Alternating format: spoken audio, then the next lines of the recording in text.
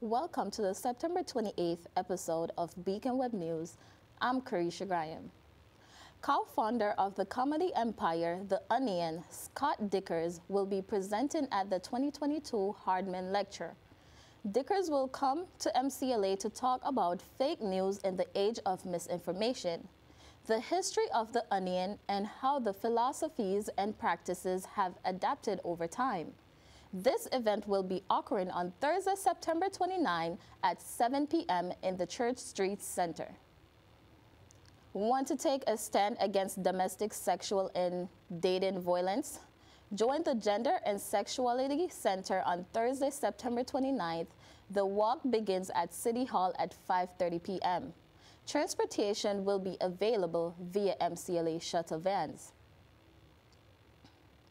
On Tuesday, September 14th, MCLA community members were notified about two non-campus community individuals who were arrested.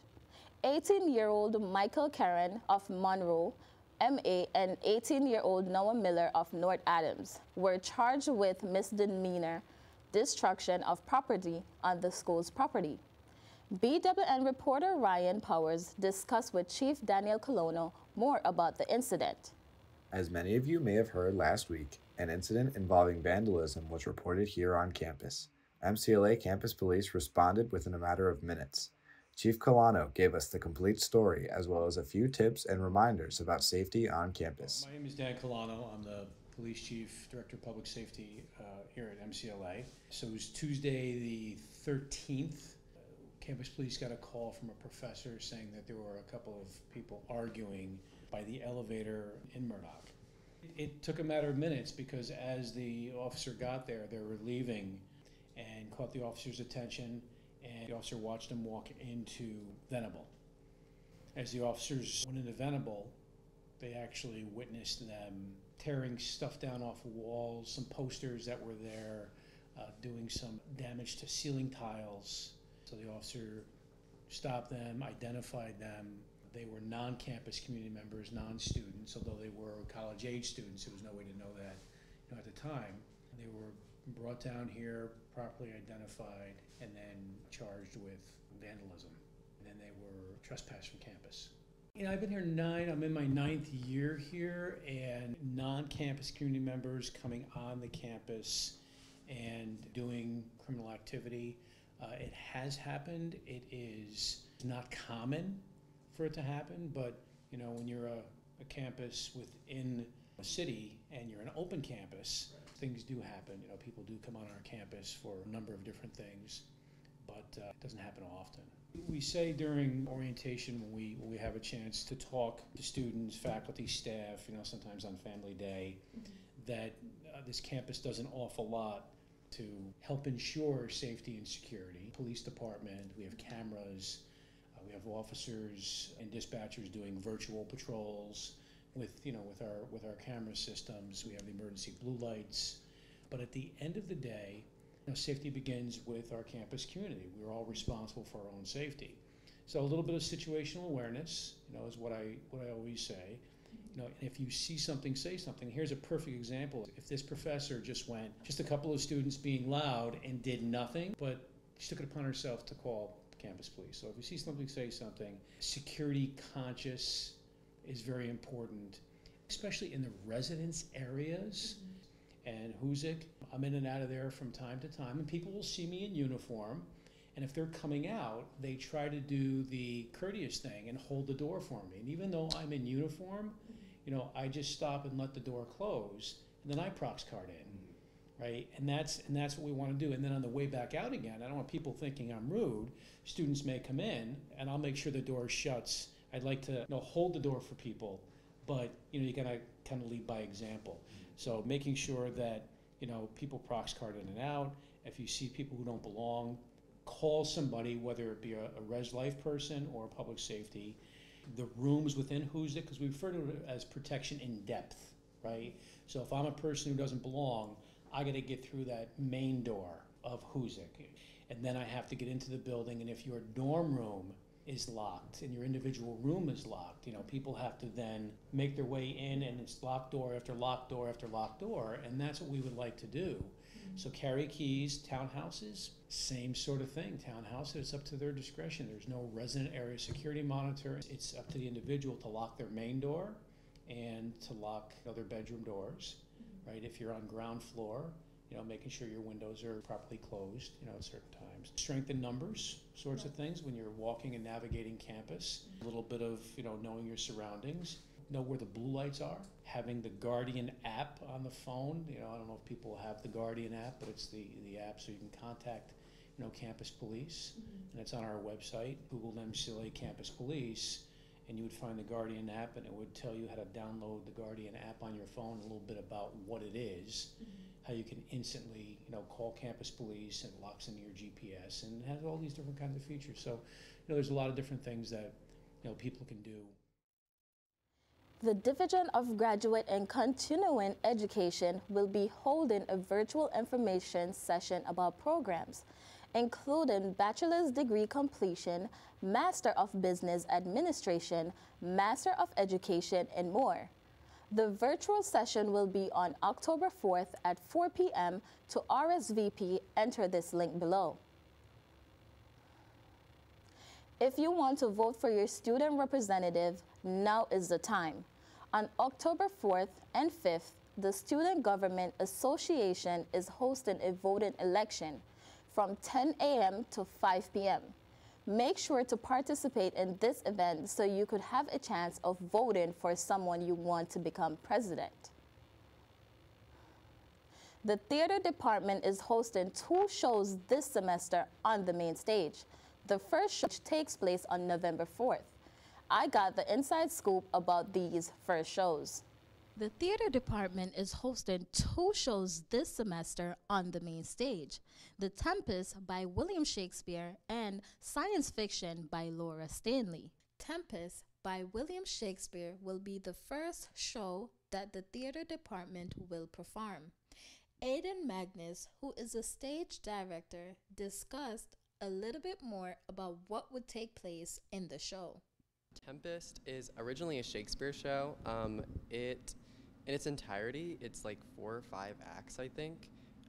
It's about, our adaptation, which was actually adapted by one of our professors, is about this man and his daughter, and they live on this isle in, I want to say someplace in Italy. And there's a shipwreck, basically, that brings all these characters together, and they interact in all these fun ways. As Aidan goes into details about the show, he also gave us some insight on the theme of the play and what the costumes would be like. So basically, the adaptation that we're doing is The Tempest, but it's set in the 20s in a circus sort of situation. So we have our narrator as a ringmaster. So she is a very typical, you know, top hat and sequin vest. But it's Shakespeare, so it's really like the 1500s. So it's almost 20s, 30s, and 1500s. Tom Truss, who is the director of the play, mentioned how extraordinary Shakespeare is, and he's excited about the play.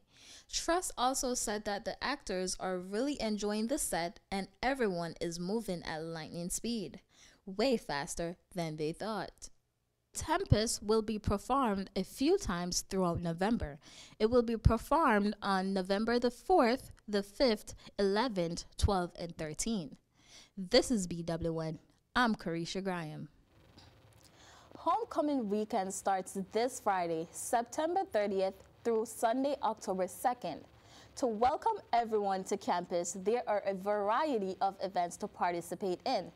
These events include a lawn party, MCLA's women's soccer game versus Mass Maritime, a cornhole tournament, the 67th Annual North Adams Fall Foliage Parade, and more.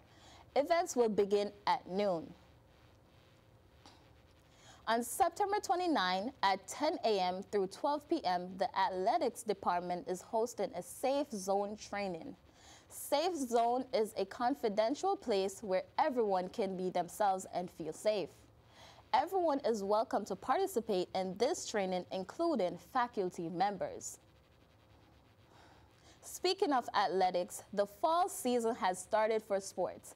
BWN reporter Isabel Mazzola is here to report on our Trailblazers season so far.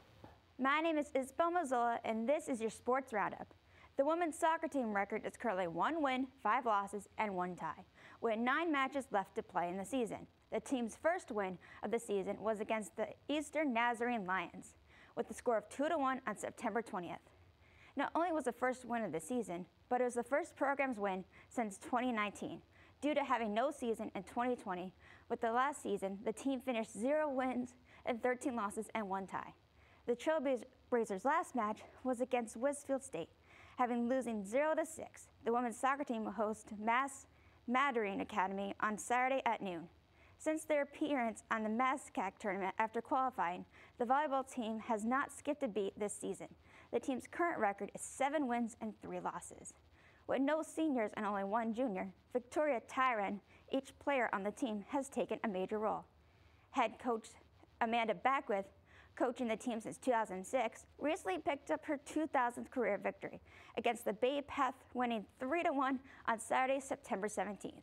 The Trailblazers will be home against the Albertus Magnus on Wednesday, October 5th at 6:30 p.m. The men's soccer team record is currently 3 wins and 4 losses and 1 tie as they approach the halfway point of the season. The Trailblazers played their first conference match against Worcester State on Friday, September 16th, losing 0-1. This game was a tough fight with 20 fouls and 3 yellow cards given out. The team traveled to Westfield State on Saturday, September 24th, where they had tied the field 0-0. The men's next match will be at Mass Maritime Academy on September 30th. The women's cross-country team's last meet was Saturday, September 10th at Maple Syrup Challenge Invitational, where they placed 9th out of 11 teams. Christy Zader led the MCLA with a time of 25 minutes and 21 seconds. Zader placed 32nd. Senior Dominic Gomez placed 46 out of 80. Overall, the time of 29 minutes and 46 seconds. The men's cross-country team traveled to Milton, New York, where they competed against the New Paltz. The team was also 7th out of 11 schools. David Babineau led the team and placed 15th out of 77 runners with a time of 32 minutes and 53 seconds. Both teams will compete on Saturday, October 1st, with the Albany College of Pharmacy. That's everything you need to know about MCLA sports. Back to you, Karesha. In relation to an incident last year, Corey Leviscon, 37, from Pittsfield, was found guilty of domestic violence on Monday. Several crimes were found guilty by the Central Berkshire District, including assault, battery, and strangulation. A 1-year sentence was recommended by the Commonwealth. A 6-month sentence was also recommended by the Defense Counsel. The Berkshire County House of Corrections sentenced him to 1 year's imprisonment. The English and Communications Department present a writer series featuring Mary Kim Arnold. On October 11 from 7 p.m. through 9 p.m. in Murdoch 218, students will get to see Mary Kim in action. Mary Kim is a writer, artist, and a teacher. She is also the author of The Fish and the Dove. That was this episode of Beacon Web News. Make sure to follow us on Instagram, Twitter, and TikTok at MCLA_BWN. Also, subscribe to our YouTube channel, MCLA Beacon. This is Karesha Graham. Thanks for tuning in, and see you next episode.